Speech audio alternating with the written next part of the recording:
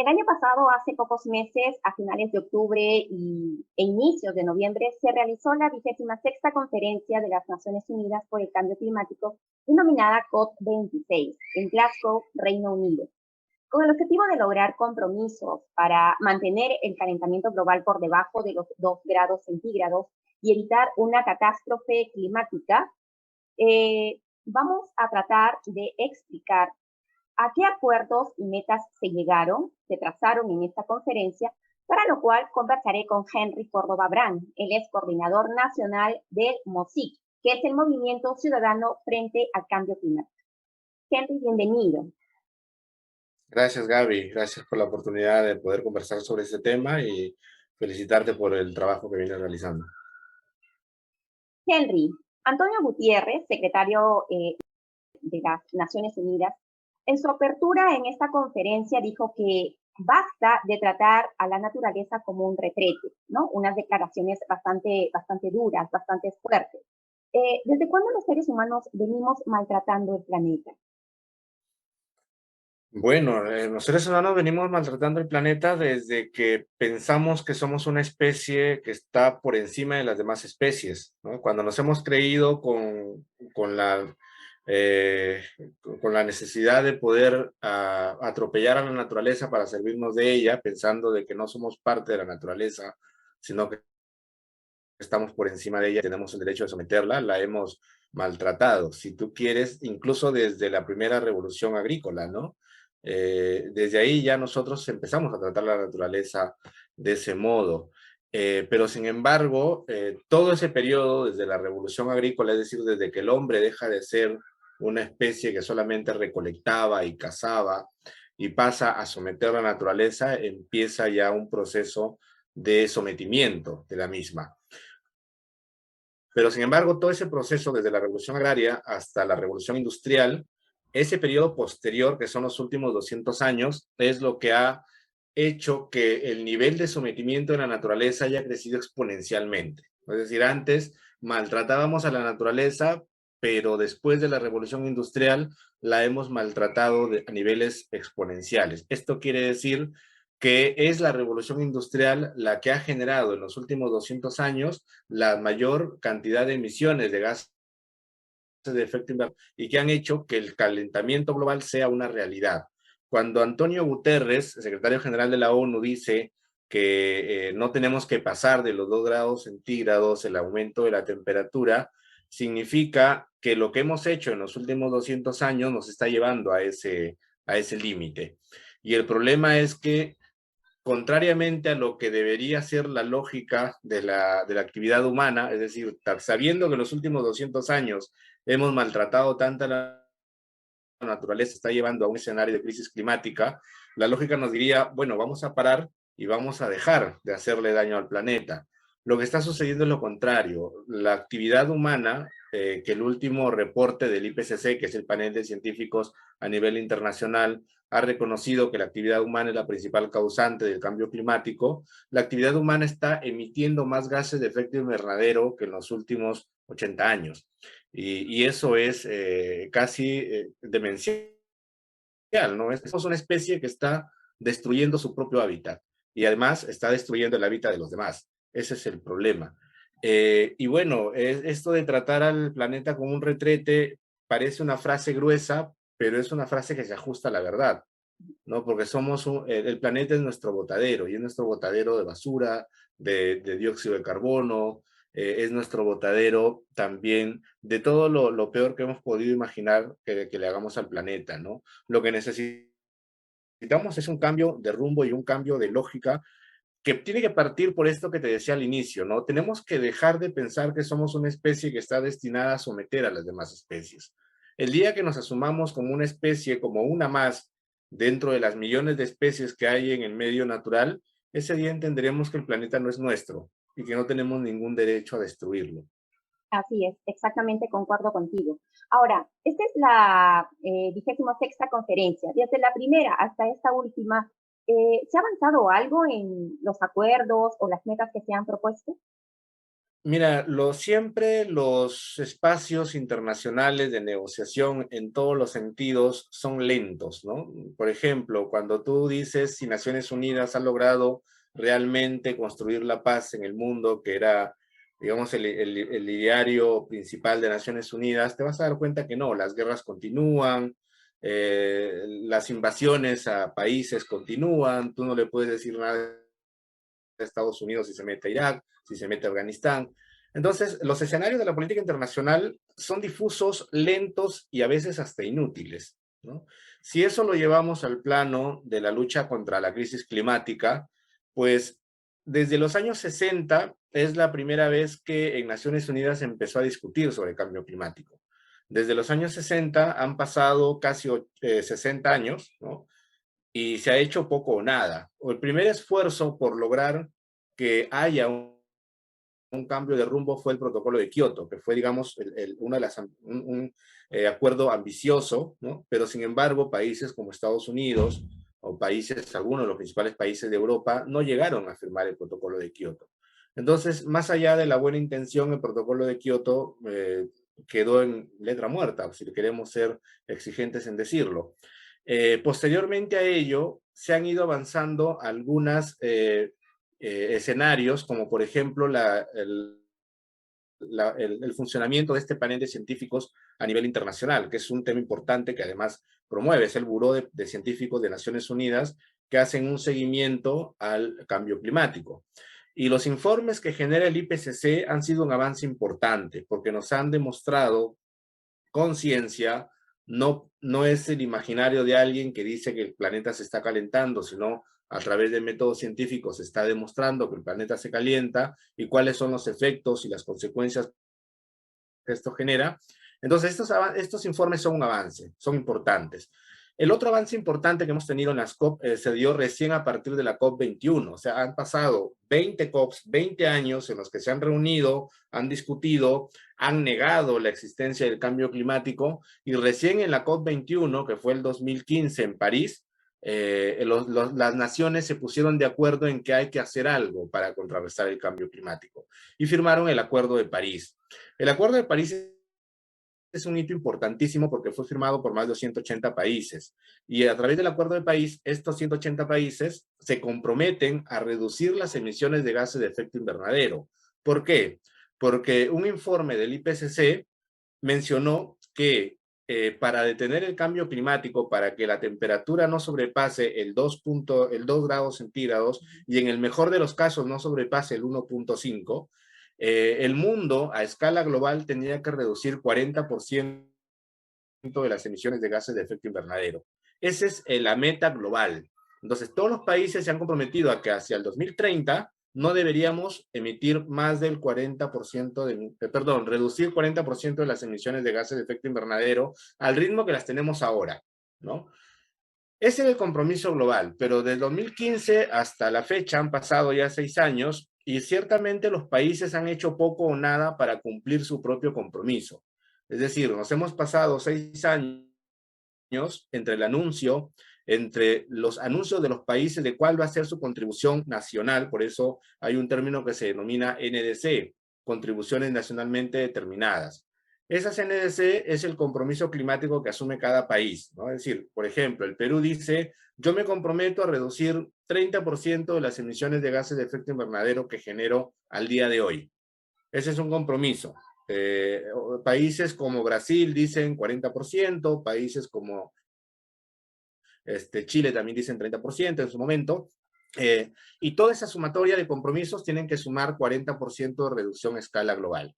El problema es que el Acuerdo de París no obliga a los países a cumplir su compromiso, es decir, no hay un tribunal que castigue a un país por no cumplir su compromiso climático. Entonces los países pueden anunciar sus reducciones, pero al interior de su política ambiental, de su política pública en materia ambiental y climática, hacen poco o nada por cumplirlo. Pero En el si caso esto es específico, en un el Perú, problema, discúlpame, si esto es un problema tan grave, ¿no? Porque acarrearía una crisis climática, una catástrofe, ¿no? Climática, ¿por qué no se ponen sanciones? ¿Por qué solamente las conferencias o las cumbres que se dan solamente sirven para plantear compromisos y no ejecutarlos. ¿Por qué no se ponen las Por- sanciones? por- Porque Gaby, si tú eres un país que sabe que su economía está basada en la emisión de gases de efecto invernadero, tú no vas a ponerte sanciones para que te castiguen por hacer lo que haces. Quienes No, dominan, está bien, pero quienes, si estamos hablando del planeta y que si se supera todo eso se va a destruir, entonces, ¿qué economía vamos a tener si ya no va a existir el planeta?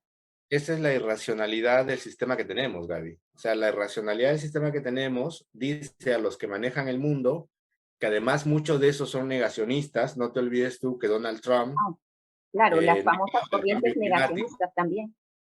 ¿no? Donald Trump ha dicho que el cambio climático es una invención de los progresistas y de los comunistas, etcétera. Y lo mismo dice el presidente de Brasil, ¿no? Jair Bolsonaro. Y por eso Jair Bolsonaro va y quema la Amazonía brasileña como le da la gana, porque él cree que la Amazonía no sirve para luchar contra el cambio climático, porque además lo niega el cambio climático. Entonces, personas como ellos, que además muchos de ellos tienen grandes empresas y tienen acciones en el lobby petrolero, y el lobby petrolero domina gran parte de la economía mundial, se resisten a eso, ¿no? Estados Unidos domina la economía mundial a través de la producción de combustibles fósiles, Rusia también, China también. Entonces es muy difícil que ellos asuman una posición de sanciones sabiendo que son países que van a seguir en ese camino. Es la irracionalidad. El problema es que este mundo, como en tantas otras cosas, se maneja desde la irracionalidad. Es como te decía al inicio, ¿no? ¿Por qué la ONU no puede controlar que países invadan otros países? ¿No? Que sería lo lógico en un país, en una sociedad civilizada, pero no lo puede hacer porque quienes dominan la ONU son países del primer mundo, ¿no? Y los países del primer mundo son los principales emisores de efecto invernadero. Entonces, más allá de las reuniones que se hagan en las COP, no ponen en blanco y negro lo que tú deberías hacer de manera real, ¿no? Ellos ponen, vamos a procurar reducir las emisiones de gases de efecto invernadero, pero no te ponen cómo lo van a hacer, no te dicen qué va a pasar si no lo haces, y tampoco es que se ¿Y cuándo lo van comprometen a a hacer? ellos, ni cuándo lo van a hacer, evidentemente.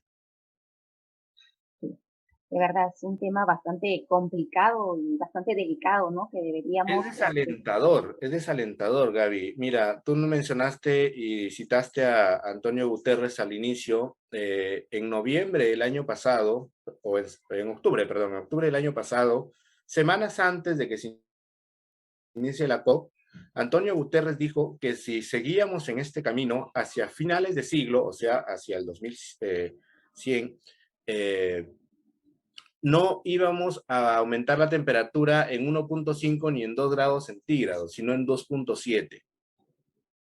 no, Eso es casi un escenario apocalíptico, claro, desgraciadamente, ¿no?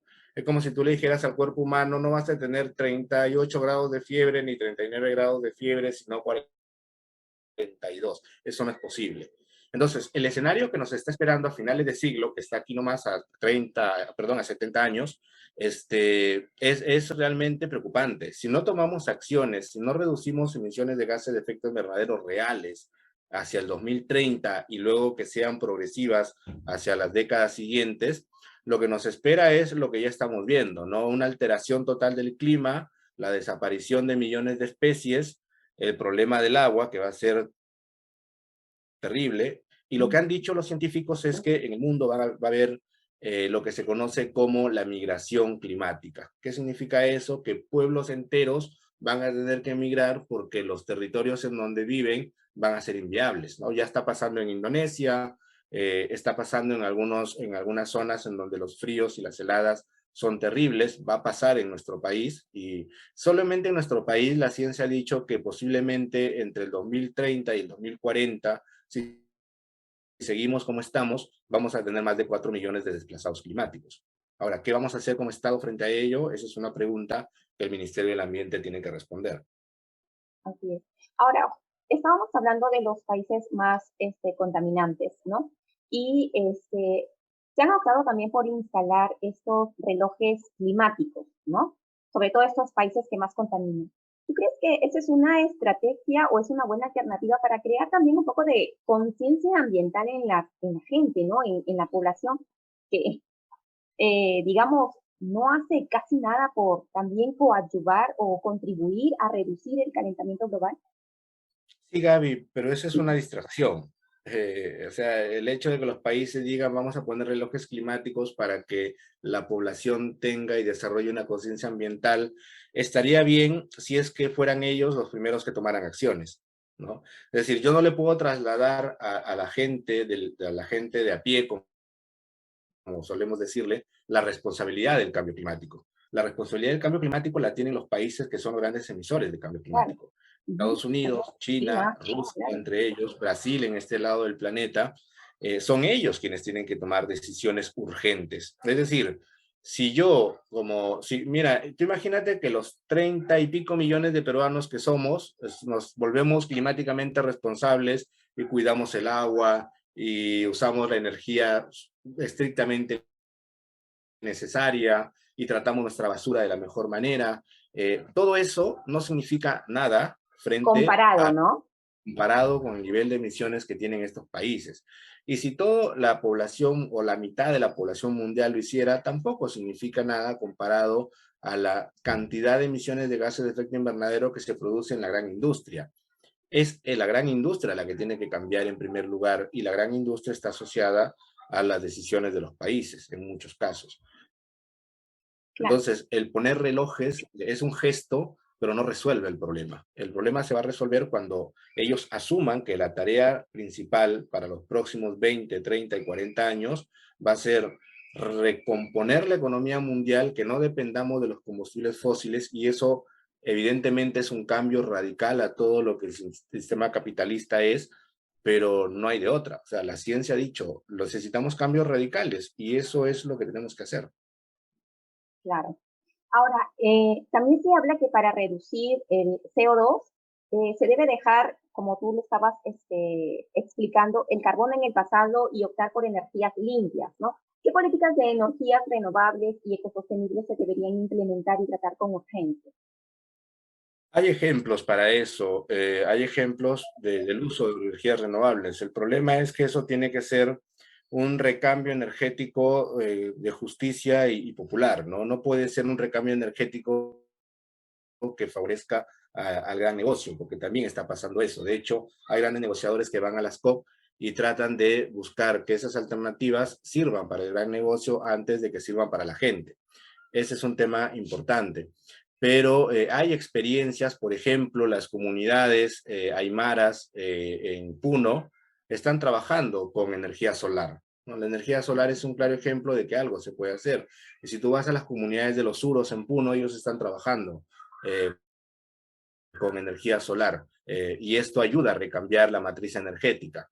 En el Perú tendríamos que empezar, por ejemplo, teniendo una legislación sobre transición energética, que no la tenemos.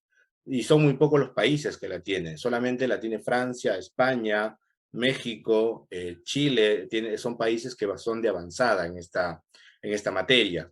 Los países por lo general no están transitando hacia energías renovables, no tienen una legislación para ello y lo que tendría que ser una gran discusión nacional, regional y mundial es cómo hacemos para que la transición energética sea justa y popular además, pero además sea una transición con plazos claramente establecidos, ¿no?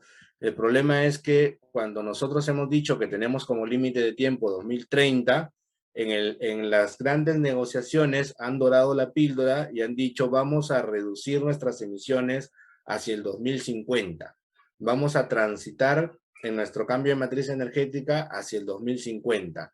Y eso es patear el problema para adelante. Y la situación es que no podemos seguir pateando el problema para adelante, porque como te repito, tenemos 60 años discutiendo sobre cambio climático. Vamos a permitir que sigamos teniendo 30 años más, 40 años más sin tomar las decisiones trascendentales. Ese es un problema real, ¿no? Claro. Ahora, antes de la conferencia, de la COP, la delegación, ¿no? Enviada por acá, que participó de acá de Perú, allá en Caslo, liderada por el viceministro de Desarrollo Estratégico, tuvo una reunión también previa con el vicepresidente del Banco de Desarrollo de América Latina, el señor Julián Suárez, con quien hablaron y evaluaron las posibilidades de colaboración para alcanzar el carbono neutralidad y la resiliencia al clima. ¿Qué significa eso? Esos son términos que se vienen acuñando hace algunos años como alternativas frente al cambio climático, ¿no?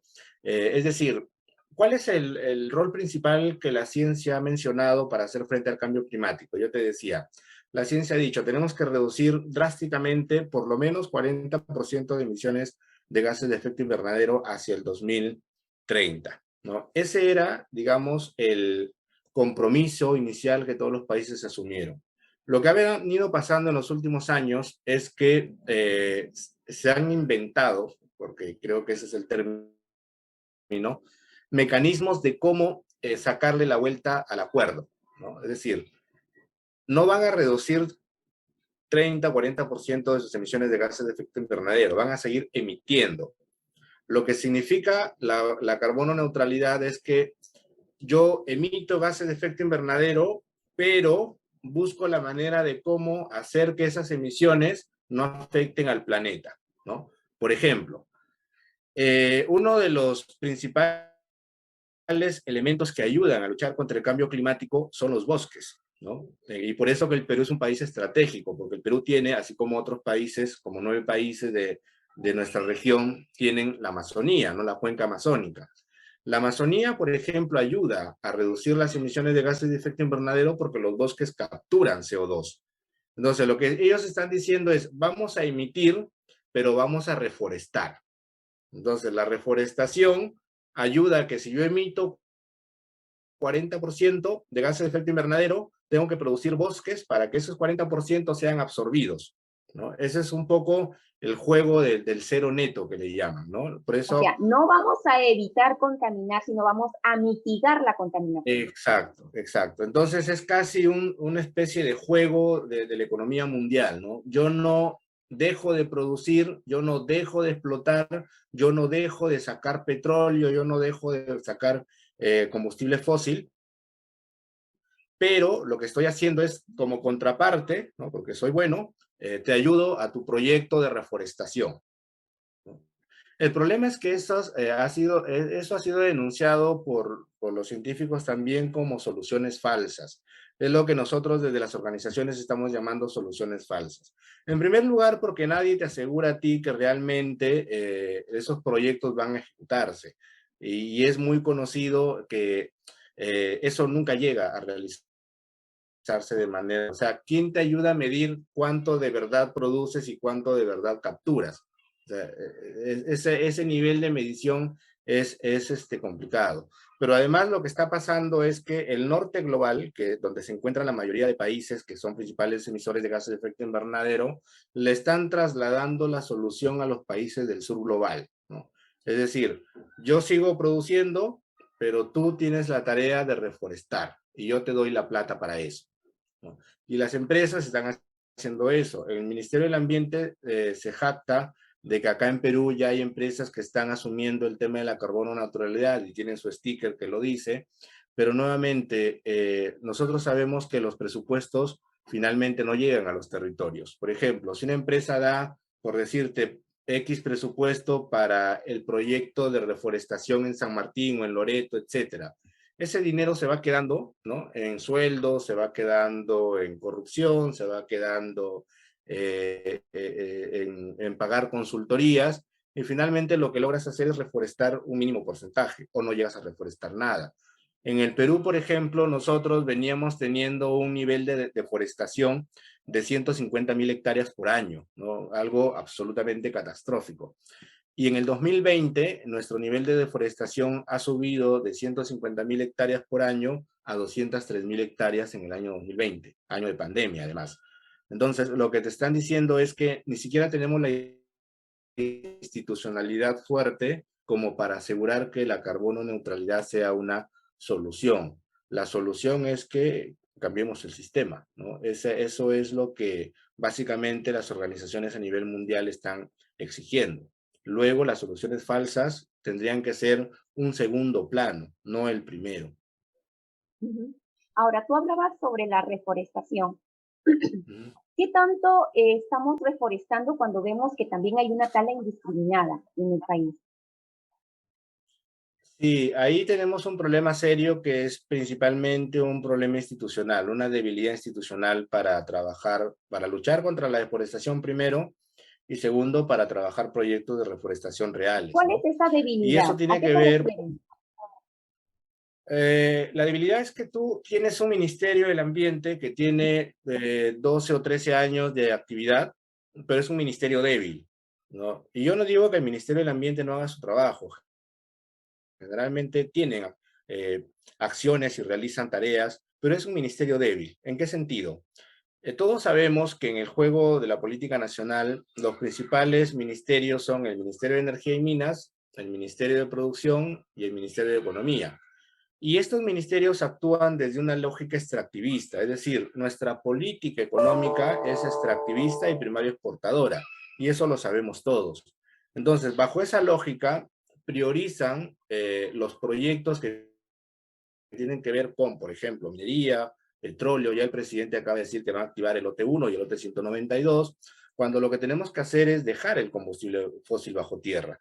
¿Sí? Entonces, bajo esa lógica, cuando el Ministerio del Ambiente trata de implementar una política pública, por ejemplo, para cuidar los bosques en la Amazonía, esa política pública se diluye entre las prioridades de la política extractivista nacional. Eso por un lado. Segundo, como somos un país de un Estado débil, el Estado no tiene la capacidad para luchar contra la ilegalidad que se genera en la Amazonía. Hay tala ilegal, hay minería ilegal, y lo que está pasando es que los propios gobiernos regionales se coluden con estas mafias. Las denuncias, por ejemplo, de lo que sucedía en Loreto hace algunos años nada más, en donde el presidente regional estaba asociado a las mafias de las grandes madereras, no solamente que sacaban madera de forma legal, sino también de forma ilegal. Entonces, mientras no tengas ese nivel de fortaleza institucional, muy difícilmente vas a llegar a cumplir las metas de lucha contra la deforestación. Y cuando los pueblos indígenas asumen la tarea, porque además ellos viven ahí, de luchar contra esas mafias, pues son asesinados, son golpeados, o simplemente el Estado no los protege, ¿no? Entonces, ese escenario que es tan difícil de manejar contribuye a que no se pueda hacer mucho por el cambio climático, ¿no? Es decir, lo que sucede en los territorios, cuando uno va a Amazonas, por ejemplo, ahora con Dorcanqui, es que ya no solamente Madre de Dios es un escenario que es de tierra de nadie, sino que la zona del Cenepa, la zona del río Santiago, se han introducido mafias de coca, mafias de minería informal, mafias de trata de personas, y entonces el Estado no llega ahí, lamentablemente. Yo recuerdo, y te cuento un caso específico, el año 2017, cuando los líderes de la nación One Piece, que son una nación que vive en el territorio de Condorcanqui, en el distrito del río Santiago, ellos enviaron una comunicación a la PCM para que les ayude a hacer procesos de interdicción contra los mineros ilegales que estaban apareciendo en la zona. La PCM no respondió nunca, y la PCM nunca fue a ayudarles a hacer ese proceso de interdicción, que tenía que ir con la policía, que tenía que ir con los fiscales. Entonces, como eso no pasó, fueron los propios pobladores los que se enfrentaron a los mineros ilegales de la zona. Pero ya te imaginarás que luego eso, más bien en la prensa nacional, sale como los violentos de los pueblos Claro, indígenas todo se tergiversa aquí. de Ahora, ¿quién tergiversa. contamina más? Se dice que la minería ilegal es la que contamina más que la formal. Sí, porque no tiene ningún tipo de control, ¿no? Eso es real. No tiene ningún tipo de control la minería ilegal y lamentablemente usan los peores procedimientos para la extracción del oro, ¿no? Es decir, lo que sucede cuando uno va por el río Cenepa o por el río Santiago, que es la experiencia que yo conozco, las dragas actúan a vista y paciencia de todo el mundo, ¿no? A orillas del río. Entonces, todo el material que sacan finalmente, los químicos se los lleva el río y destruye el ecosistema que es equilibrado en ese territorio, ¿no?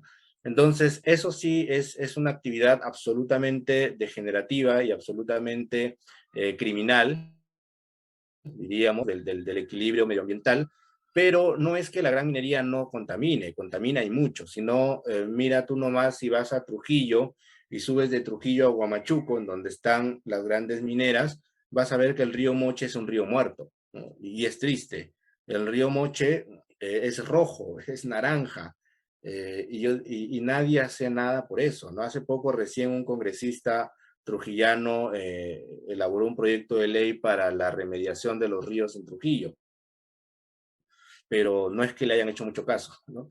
Entonces, sí contamina, no existe una minería que no genere un nivel de impacto en el medio ambiente, porque lamentablemente, como yo te decía, lo que ha hecho el ser humano es degradar la naturaleza, ¿no? Con permiso de sentirse la especie superior, ¿no? Entonces, desde que empezaron a cultivar hasta que quisieron sacar piedras de la naturaleza porque le dieron valor, hemos hecho desde el planeta un lugar casi inviable en los próximos años, ¿no?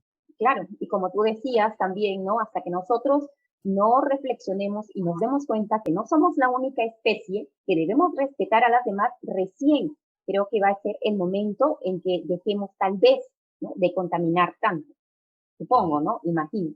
Ahora, tú que has trabajado en esta red de municipalidades rurales y urbanas a nivel nacional, ¿cuáles son las políticas o cuáles son las estrategias o campañas o, digamos, acuerdos que están ejecutando o planificando para, digamos, también contribuir, ¿no? A reducir lo del calentamiento global? Mira, los gobiernos locales tuvieron un momento en que eran fuertes, ¿no? A través de las redes que construyeron, por ejemplo, la Remurpe o la Remurpi, bueno, las Remurpis a nivel nacional, tenían cierta fuerza para exigirle al Estado algunos elementos. El problema es que el Estado concentra para sí las decisiones más importantes, ¿no? Recuerdo que el año 2007, por ejemplo, o 2005, los gobiernos locales tenían la posibilidad de declarar áreas locales protegidas, ¿no? Y esto, por ejemplo, las provincias de Ayabaca y Huancabamba, cuando estaban en todo el conflicto frente a la minera Río Blanco, querían hacer, por ejemplo, un área local protegida en el tema de los páramos andinos.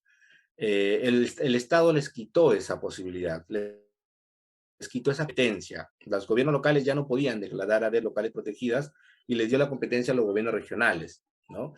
Y las concesiones para actividades de política extractiva las tiene el Estado Nacional, ni los gobiernos regionales ni los gobiernos subnacionales.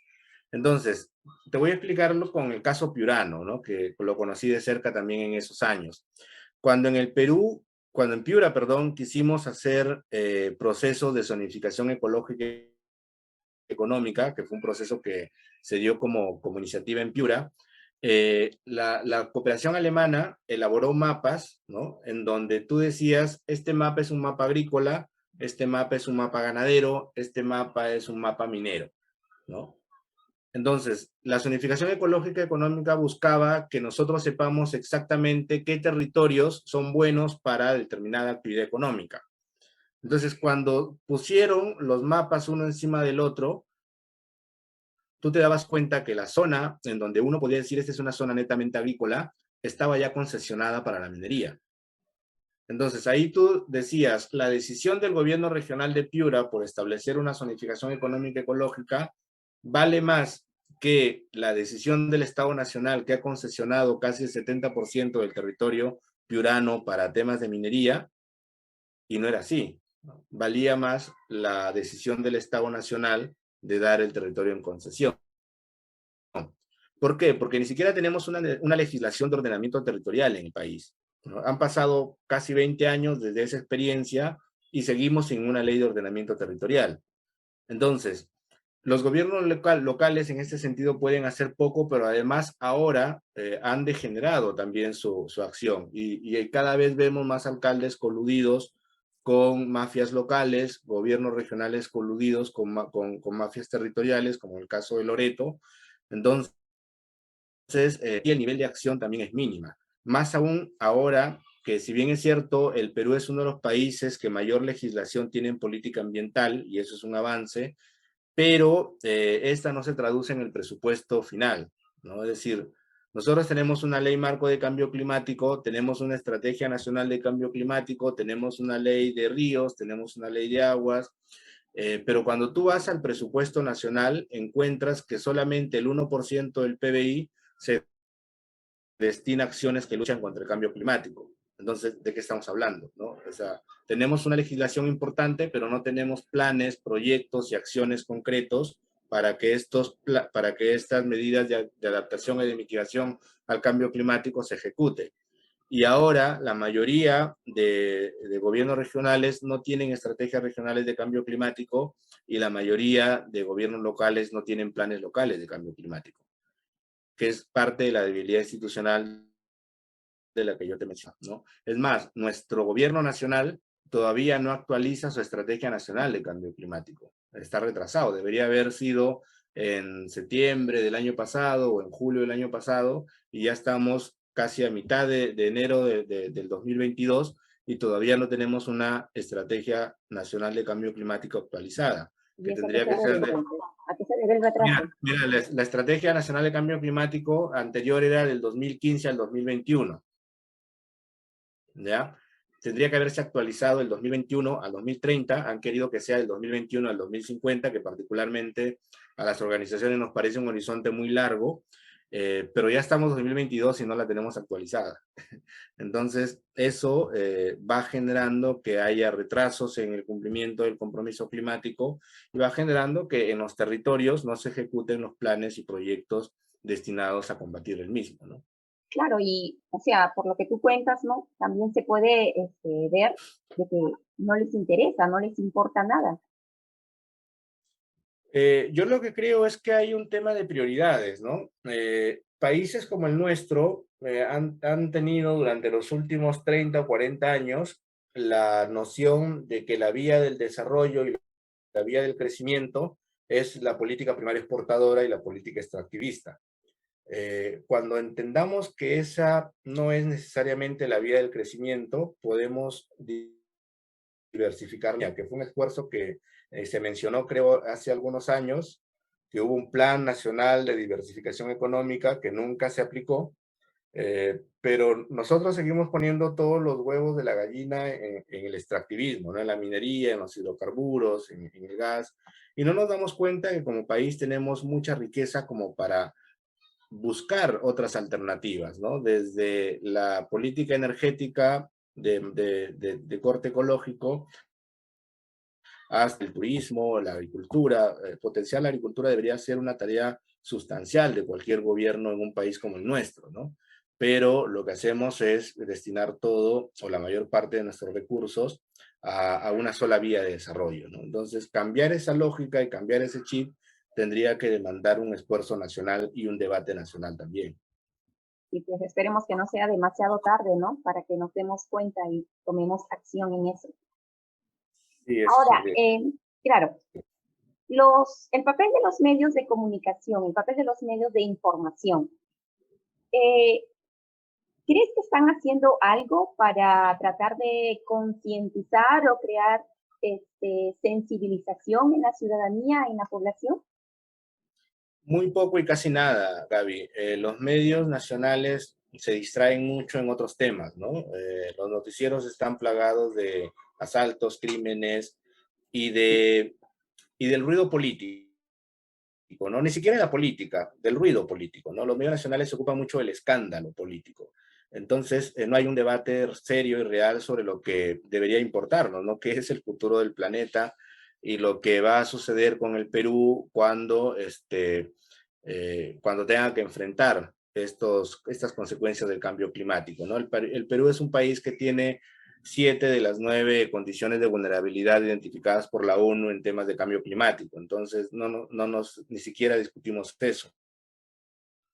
Y los medios de comunicación, recuerda que son parte de corporaciones, ¿no? Y las corporaciones en este país están manejadas generalmente por la Sociedad Nacional de Industria, la Sociedad Nacional de Hidrocarburos, la Sociedad Nacional de Minería y la CONFIEP, ¿no? Entonces, digamos que cuando tú anuncias que para luchar contra el cambio climático tendrías que pensar en otro tipo de sistema, las alarmas se encienden, ¿no? Entonces son temas que no se deben tocar.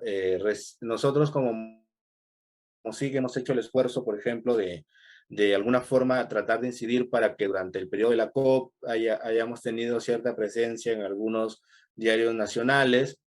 Pero es curioso, ¿no? Tú hablas con un medio como RPP para hablar sobre el tema del cambio climático y haciendo un esfuerzo, coordinando por aquí, por allá, te aceptan una entrevista, pero te dicen, tienes 5 minutos para hablar del tema, ¿no? O tienes 3 minutos para hablar del tema. Creo que la entrevista más larga que tuvimos fue en ATV, que tuvimos 11 minutos de entrevista, ¿no? Pero es un día de 365 días al año, en donde tú dices, bueno, ya, para que no digan que no tenemos, que no tocamos el tema, lo vamos a tocar un día al año. Sabemos que la comunicación tiene que ser constante cuando quieres fijar un mensaje, ¿no? Y un día al año no lo vas a hacer. Pero sí tienes, pero sí tienes constantemente el discurso de que el camino al desarrollo es la minería, que el camino al desarrollo es la política extractiva, y hay programas completos destinados a ello, ¿no?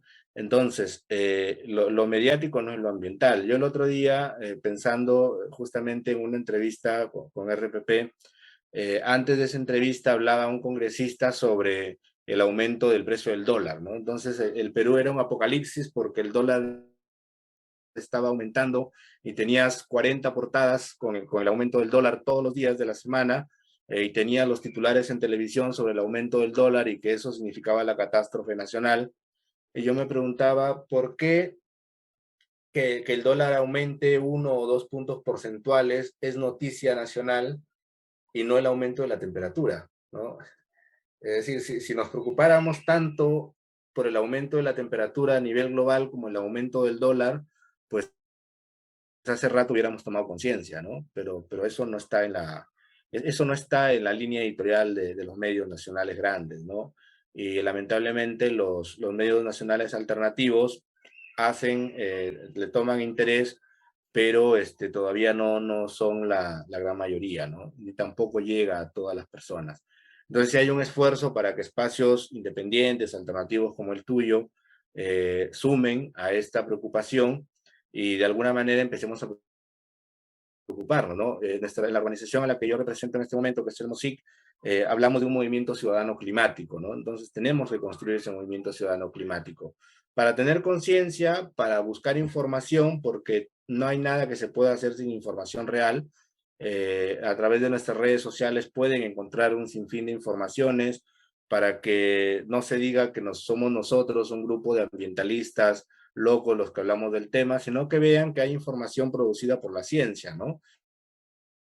En el Perú existen científicos importantes que son parte del panel del IPCC de Naciones Unidas, a las que tendríamos que oír. O sea, si uno fuera un gobernante lúcido, tendría que decir, yo tengo que oír a la ciencia, ¿no? Para establecer una política en base a prioridades elementales. Entonces, si mi prioridad es el extractivismo, pero la ciencia me está diciendo que eso está generando un trastorno en el equilibrio ecológico, pues entonces no estoy escuchando nada. Y ahí es donde creo que los medios de comunicación tendrían que estar, ¿no? Los medios de comunicación tendrían que entrevistar a los ecólogos, a los biólogos, a los naturalistas, que van a dar información incluso mucho más certera de la que yo pudiera dar, ¿no? Pero eso no sucede. Ujú. Ahora, finalmente, ¿no? ¿Qué recomendaciones o qué recomendarías para de alguna manera, tanto dentro del hogar, de la escuela, en la comunidad, nosotros podamos ayudar, ¿no? A reducir un poco la contaminación? Yo creo que hay 3 o 4 cosas puntuales por hacer, ¿no? La primera, es algo con lo que empecé esta entrevista, creo, ¿no? La primera es darnos cuenta quiénes somos, y qué lugar tenemos en este planeta, ¿no? No somos, perdonando a tus televidentes, ¿no? No somos la especie elegida por un ente divino que nos digo, vayan y sometan a la naturaleza, ¿no? Tendría que, por lo menos yo no siento que ese sea un mandato divino, no me imagino un mandato divino diciendo vayan y sometan a la naturaleza y destruyanla, ¿no? Ujú. Somos una especie más dentro de millones de especies en el planeta, tenemos que asumirnos como tal, una especie que evolucionó, Y por esos juegos de la evolución nos tocó dominar el planeta como antes le tocó dominarlo a los dinosaurios y como antes le tocó dominarlo a los organismos unicelulares en algún momento, ¿no? Y nuestro tiempo va a pasar, nuestro tiempo va a pasar en 100.000, 200.000 años y ya no seremos una especie dominante, pero mientras lo seamos, no tenemos derecho a destruir el planeta que nos cobija, ¿no? Eso en principio. Cuando asumamos eso, vamos a cuidar mejor nuestras playas, vamos a cuidar mejor nuestros bosques, vamos a cuidar mejor nuestros animales, y eso tiene que entenderse de esa manera. Lo segundo es buscar información, ¿no? Es decir, yo no quiero que alguien que escuche esta entrevista diga, Henry Córdoba tiene razón porque a él se le ocurrió decir lo que dijo. Lo que yo quisiera es que se interesen por el tema del cambio climático y busquen información en las fuentes que uno diga, esta fuente es confiable, ¿no? Es decir, entre lo que Trump dice, y dice Trump, el cambio climático no existe, y lo que el ecólogo Ernesto Raes, que tiene una serie de investigaciones sobre el tema, dice, yo veré a quién le creo, ¿no? Si a este político que solamente niega y niega, o a este señor que se ha pasado la vida investigando y me dice con razones concretas qué es lo que está pasando, ¿no? Y para eso hay una serie de informaciones en las redes, desde libros, videos, infografías, etcétera, ¿no? Hay que buscar información, que la información nos ayude a tener claridad sobre el tema. Lo siguiente es organizarnos, ¿no? De organizarnos desde lo más básico, el barrio, por ejemplo, ¿no? Si yo tengo un barrio y veo que mi barrio está sucio, pues hay que organizarnos para que la contaminación no siga creciendo. Y no solamente para eso, sino para exigirle a nuestras autoridades, pues que hagan el trabajo para el que los hemos elegido, ¿no? Yo he elegido una autoridad local, regional y nacional para que me genere condiciones de vida elementales para poder vivir, ¿no? Desde la economía hasta un medio ambiente sano, ¿verdad? Entonces, si yo veo que mi medio ambiente no es sano y veo que, por ejemplo, están arrojando basura al río y no tengo una política elemental para cuidar el río, pues yo tengo que exigir que eso se haga, ¿no? Y tenemos que perder miedo a la protesta en ese sentido, ¿no? El movimiento climático se sostiene en la información y se sostiene en la exigencia también de que se cumplan los acuerdos para los cuales los propios políticos se comprometen, ¿no? Es decir, en el Perú nuestros presidentes, tanto Kuczynski, Vizcarra, incluso desde Ollantumala, ¿no? Ollantumala fue el que es el que llevó a la COP 21 a firmar el Acuerdo de París, ¿no? Entonces lo firmó Ollanta, Kuczynski anuncia las primeras NDC, Vizcarra también, ahora Castillo ha anunciado que el compromiso climático en el Perú no es de reducir 30%, sino 40% de emisiones de gases de efecto invernadero. Pues si tú te comprometes a eso, tienes que cumplirlo, ¿no? Es una ley elemental que nosotros la conocemos desde las comunidades campesinas, indígenas, ¿no? Si yo me comprometo a algo, tengo que cumplirlo. Y si la Claro, si no, autoridad no le entonces, cumple, pues ¿por tengo qué que exigirlo. el porqué de las conferencias si tú no vas a cumplir con los acuerdos Exacto, establecidos? exacto, ¿no? Ayer un amigo, conversando con un amigo, me decía, las COP terminan siendo eh, reuniones en donde se gasta mucho, donde se produce mucho gas de efecto invernadero porque van muchos aviones a la COP para hablar sobre cómo reducir los gases de efecto invernadero y al final llegan a compromisos que finalmente no se cumplen, ¿no? Entonces, eso es grave. Como población nos toca informarnos, nos toca exigir, nos toca, creo yo, el asumir un reto generacional, ¿no? El otro día leía también un afiche que decía, ¿no? Somos la primera generación en conocer realmente los efectos del cambio climático, no somos la primera generación que está conociendo estos efectos del cambio climático y somos la última generación con la capacidad de hacer algo, ¿no? Con la posibilidad de hacer algo. Porque si esto no lo hacemos ahora, ni nuestros hijos ni nuestros nietos van a poder resolver el problema. Es decir, cuando la temperatura crezca a 1,5 o a 2 grados centígrados, no va a haber forma de reducirla. Eso es irreal, ¿no? Es decir, cuando la temperatura alcance ese nivel para que baje, para que baje nuevamente, van a tener que pasar miles de años, ¿no? O sea, no es que cambias la temperatura de un día para otro. Cuando se rompe el equilibrio ecológico a nivel planetario, el que el planeta mismo recomponga su propio equilibrio ecológico dura miles de años, no dura ni una ni dos generaciones, ¿no? Entonces, tenemos que darnos cuenta de eso, y si no nos damos cuenta, pues, eh, mm, pues nos acercamos a un futuro bastante incierto, ¿no? Así es, por eso lo más importante, ¿no? Lo importante de crear conciencia ambiental en las personas, en los niños, en nuestros hijos, ¿no? Para que las próximas generaciones ya tengan, digamos, una base o hayan reflexionado sobre lo importante que es mantener, pues, ¿no? O reducir los niveles de efecto invernadero o los niveles de CO2, ¿no? Para que puedan encontrar un planeta, digamos, todavía bastante, un poco, ¿no? Saludable con respecto a lo que ahora tenemos, ¿no? Henry, Así es. muchas gracias. De verdad, nuevamente te agradezco por haber aceptado mi invitación. Y bueno, esperamos que esta no sea la última vez y poder tenerte pronto nuevamente. Encantado, encantado y a tu disposición cuando lo requieras. Un abrazo. Gracias también.